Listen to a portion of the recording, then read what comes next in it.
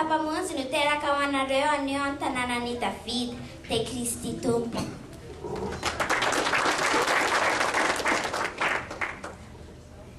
Arzon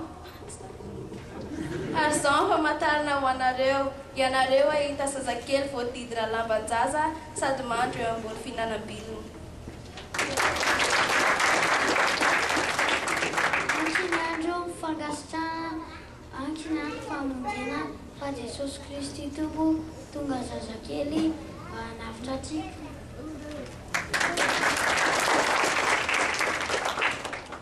Tonga taty amin'ny tany Kristy Jesosy mba hitombo sy mpamonjy antsika.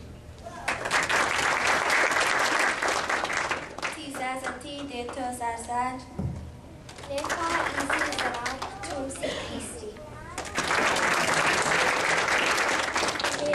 Elifonay ravoravo renovelay mamanay. Poskapina ny fofahandrainy Jesosy fa izy lafamonjy masotasoa. Omeanao Jesosy ny fonay sy ny tenanay, omeanao Jesosy raisy ny fanomezanay.